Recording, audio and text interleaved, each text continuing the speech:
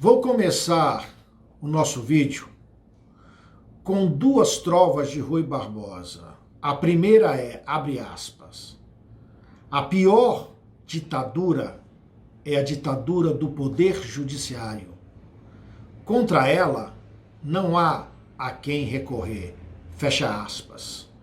A outra é a seguinte, abre aspas, há tantos burros mandando em homem de inteligência, que às vezes eu fico pensando que a burrice é uma ciência. Hoje eu vou detalhar para o cidadão comum o que é um sistema presidencialista.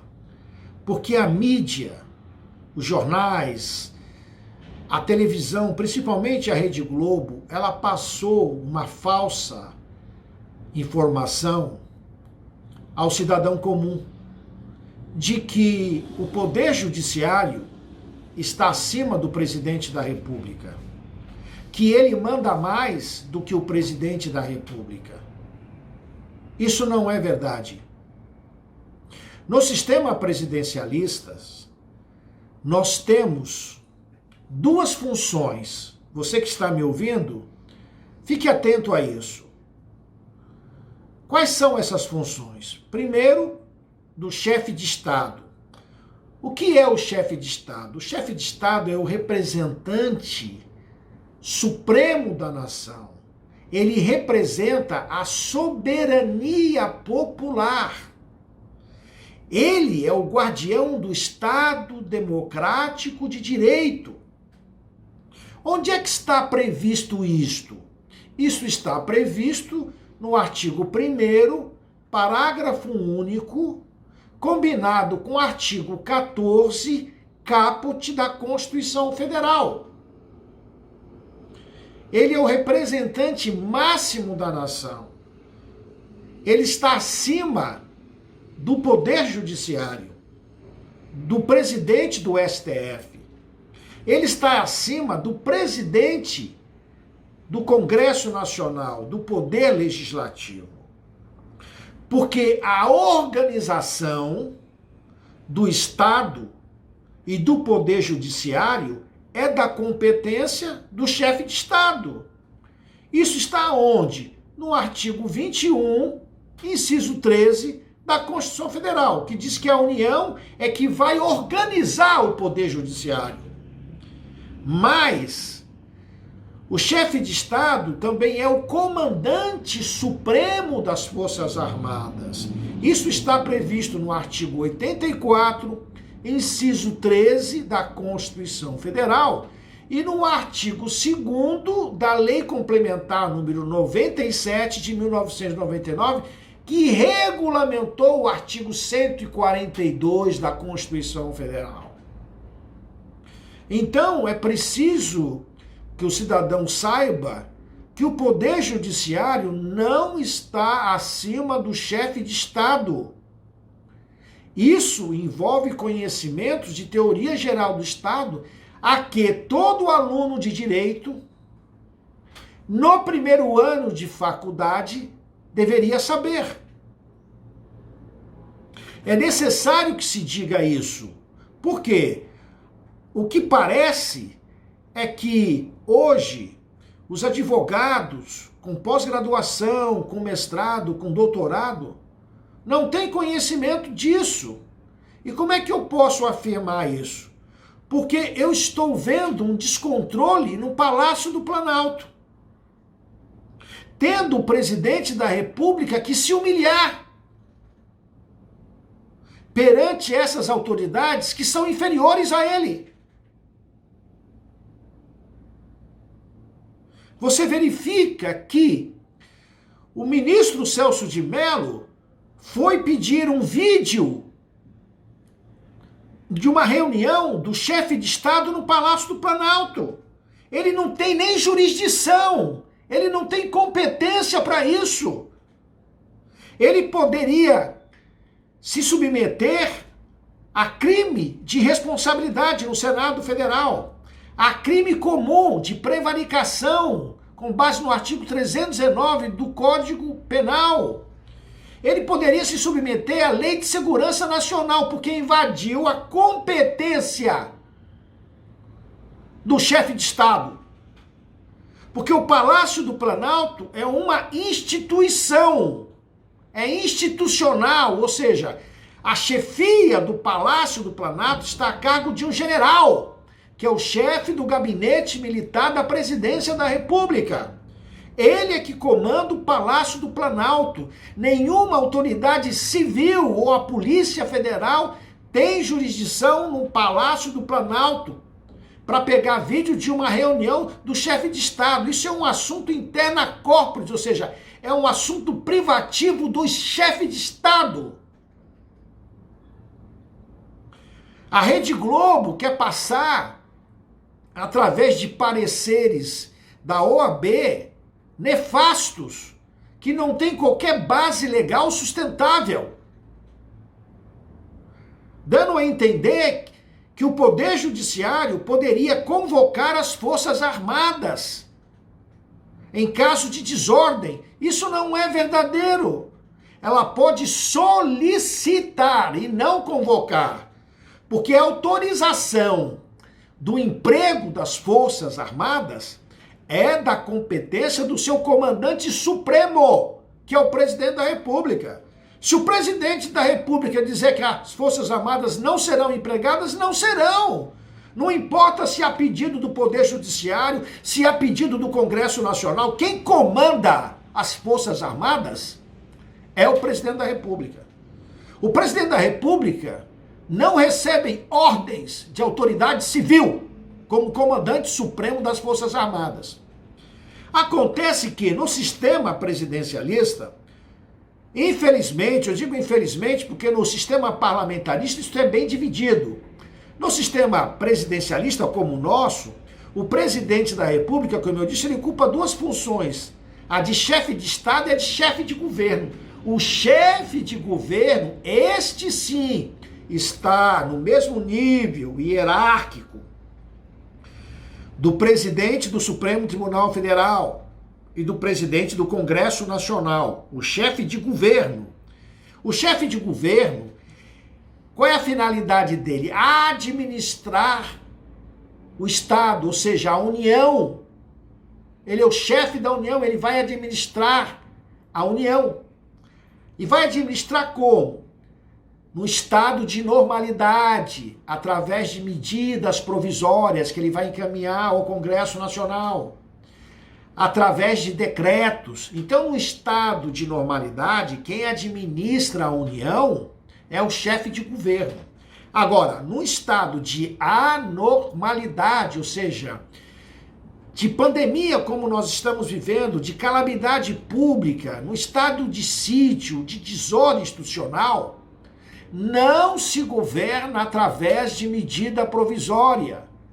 Não se governa através de decreto. Ou seja, você vai governar o país no estado de emergência através de decreto-lei do chefe de Estado, que não se submete à aprovação pelo Congresso Nacional, que não se submete a exame de constitucionalidade pelo Poder Judiciário. Por quê? Porque ele está acima dos três poderes da República, o chefe de Estado. E quem dá essa legitimidade para ele? A soberania popular. Ele representa a soberania, a vontade do povo, para colocar ordem no caos. Tanto isso é verdade que a União é responsável por organizar o Poder Judiciário. Olha, se o Poder Judiciário está em desordem, quem é que vai organizá-lo? É o chefe de Estado. Onde é que está previsto isso? O artigo 84, inciso 4 da Constituição Federal, que diz que compete privativamente ao presidente da República promulgar as leis. Eles têm outras atribuições do presidente, mas eu estou destacando as funções relativas ao chefe de Estado. E promulgar leis significa o quê? Ela promulgar decreto-lei através do chefe de Estado. Muito bem, o que deveria ser feito quando deu início a essa pandemia? para evitar a corrupção de vereadores, de governadores e de prefeitos. Quando foi decretado estado de calamidade pública pela União, o chefe de Estado deveria fazer o quê? Promulgar um decreto-lei onde ele vai atender a população, a saúde da população diretamente. Ou seja, ele vai administrar o serviço público de saúde municipal, o serviço público de saúde estadual nos 5 municípios da federação. Então, ele poderia montar uma comissão para ir a cada município, nos hospitais, nas unidades de saúde, e perguntar a eles, ao provedor do hospital, ao superintendente do hospital, o que é que o senhor está precisando? O senhor está precisando de máscaras, respiradores, de leito?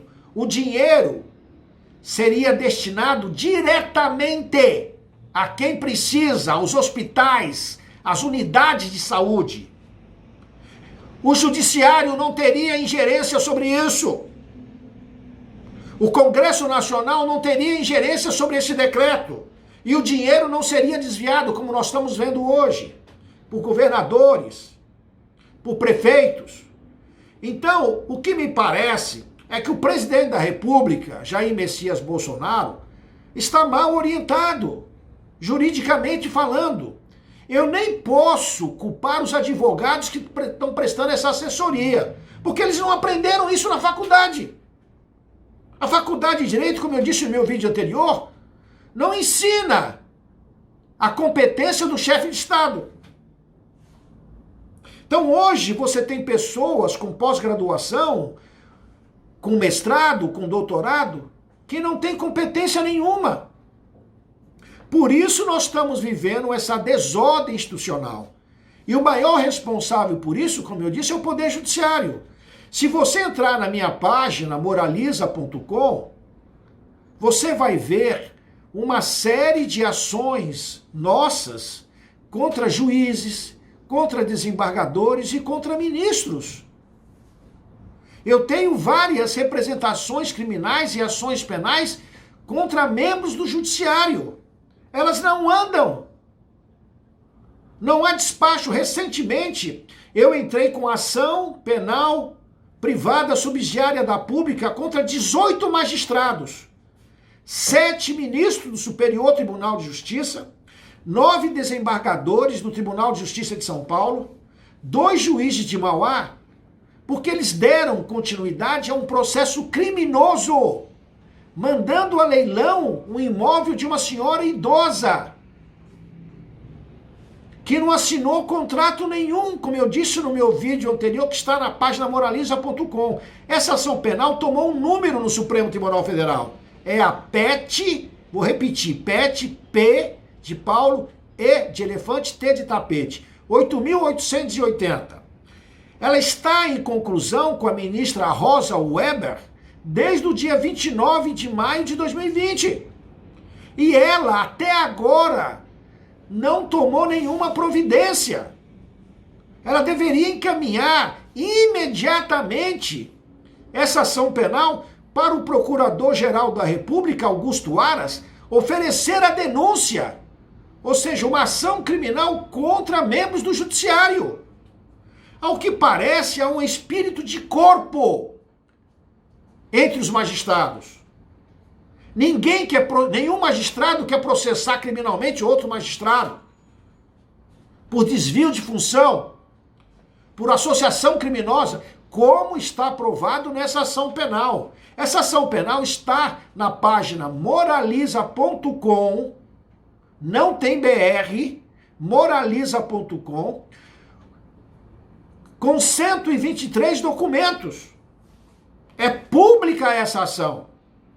E o curioso nisso é que a ministra Rosa Weber poderia, ao menos, declarar a nulidade de um processo criminoso que continua em andamento na 4ª Vara Civil de Mauá, São Paulo. Como que você pode permitir, você é um magistrado, permitir a continuidade de um processo criminoso? Quando o artigo 139, inciso 3, diz que o juiz deve, não é que ele pode, ele tem o dever de reprimir qualquer ato contrário à dignidade da justiça. Mas o processo está lá para ela despachar desde o dia 29 de maio e ela não despacha. O pior de tudo isso é que está marcado o leilão do imóvel onde essa velhinha mora, que é a senhora Helena Maria do Nascimento, a ser leiloado no dia 30 de junho, agora nos próximos dias. E o processo é todo fraudulento, criminoso. Só isso, senhor presidente Jair Messias Bolsonaro, é motivo juridicamente relevante para o senhor criar o Tribunal Constitucional Militar, cuja íntegra do decreto-lei que foi aperfeiçoado por mim nos últimos dias se encontra na página moraliza.com. E não tem conversa fiada.